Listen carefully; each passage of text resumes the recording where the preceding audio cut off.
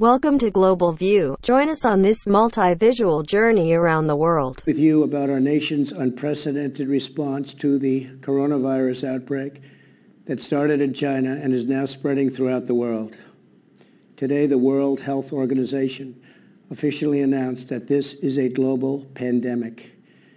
We have been in frequent contact with our allies, and we are marshaling the full power of the federal government and the private sector to protect the American people. This is the most aggressive and comprehensive effort to confront a foreign virus in modern history. I am confident that by counting and continuing to take these tough measures, we will significantly reduce the threat to our citizens, and we will ultimately and expeditiously defeat this virus. From the beginning of time, nations and people have faced unforeseen challenges, including large-scale and very dangerous health threats. This is the way it always was and always will be. It only matters how you respond, and we are responding with great speed and professionalism. Our team is the best anywhere in the world. At the very start of the outbreak, we instituted sweeping travel restrictions on China and put in place the first federally mandated quarantine in over 50 years. We declared a public health emergency and issued the highest level of travel warning on other countries as the virus spread its horrible infection. And taking early, intense action, we have seen dramatically fewer cases of the virus in the United States than are now present in Europe. The European Union failed to take the same precautions and restrict travel from China and other hotspots. As a result, a large number of new clusters in the United States were seeded by travelers from Europe. After consulting with our top government health professionals, I have decided to take several strong but necessary actions to protect the health and well-being of all Americans. To keep new cases from entering our shores, we will be suspending all travel from Europe to the United States for the next 30 days. The new rules will go into effect Friday at midnight. These restrictions will be adjusted subject to conditions on the ground. There will be exemptions for Americans who have undergone appropriate screenings, and these prohibitions will not only apply to the tremendous amount of trade and cargo, but various other things as we get approval. Anything coming from Europe to the United States is what we are discussing. These restrictions will also not apply to the United Kingdom. At the same time, we are monitoring the situation in China and South Korea, and as their situation improves, we will reevaluate the restrictions and warnings that are currently in place for a possible early opening. Tom Hanks and Rita Wilson announced they have tested positive for coronavirus. The actor took to Instagram to announce their diagnosis next to a photo seemingly from a medical facility. Hanks wrote, "Rita and I are down here in Australia. We felt a bit tired, like we had colds and some body aches. Rita had some chills that came and went, slight fevers too. To play things right, as is needed in the world right now, we were tested for the coronavirus and were found to be positive." Well, now, what to do next? The medical officials have protocols that must be followed. We Hanks will be tested, observed, and isolated for as long as public health and safety requires. Not much more to it than a one-day at a time approach, no? We'll keep the world posted and updated. Take care of yourselves. Hanks. Tom and Rita were in Australia for pre-production of Baz Luhrmann's untitled Elvis Presley biopic.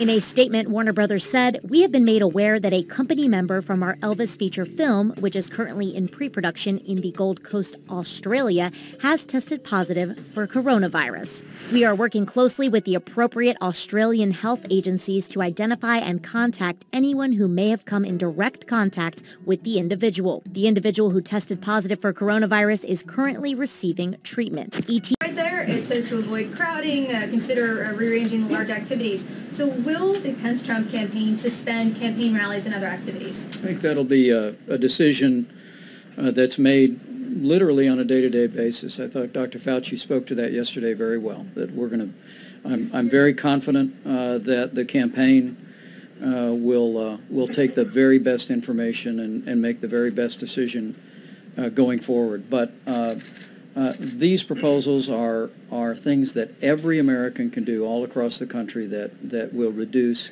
the risk of either contracting or being exposed to the coronavirus. Vice President, on the economic package, the word unveiled was just used, but so far the public has not seen it. Mm-hmm. How big is this package? How big is the payroll tax cut going to be?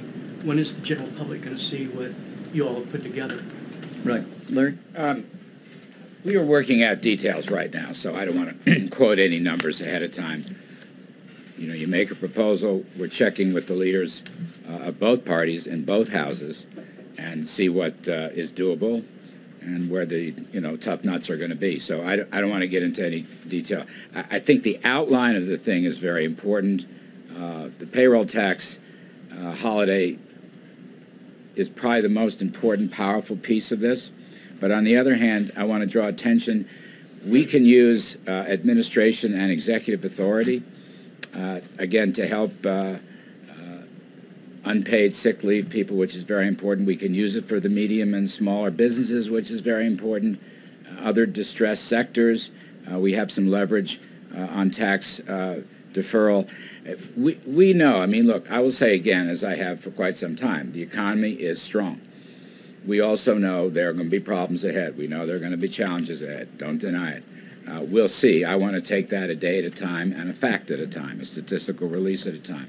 But anyway, this will be the broad package. And at some point in the near future, we will outline in more detailed. Ameliorating the tax burden on the middle class, the so-called blue-collar boom that I talk quite a bit about.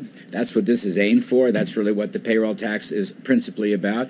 By lifting the burdens of those middle-class folks, I think we're going to get a big growth kicker. We've had a terrifically strong labor market, as you know. It may stall a bit or not. I'm just speculating on the challenges on the health side. But I think over time, we'll make it up with much better economic growth. And I will remind also that later on, way down the road, probably later this summer, early fall, we will unveil another package of tax cut and tax reform proposals.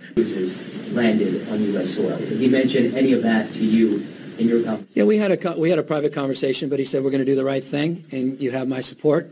All of every single thing, his administration, and it starts at the top, including the vice president, has been consistent with the expectation that we'd repatriate these passengers, and we do it in a way that does justice to the spirit that defines the best of our country and the state of California.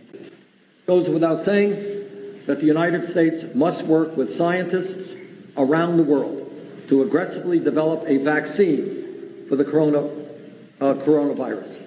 The Trump administration has suggested, as some of you know, that the vaccine might be too costly for some people to afford. How vulgar, obscene is that idea? That you're rich, you can get the vaccine, you're poor, you can't get the vaccine, you're going to die, you're going to live, so that the drug companies can make their outrageous profits not acceptable to the American people. When that vaccine is developed, and it must be developed as quickly as we can, working with folks all over the world, obviously, it should be made free to every person in this country, and in fact, every person in the world. Over the past couple of days, President Trump has said that he would prefer if none of the passengers... All right, we have breaking news now. Let's get to it. It has to do with COVID-19. And the World Health Organization has just declared a global coronavirus. It is a pandemic at this point. Let's talk about what that means. The criteria of a pandemic describes the worldwide spread of a new disease, involves a new virus against which most people do not yet have any immunity.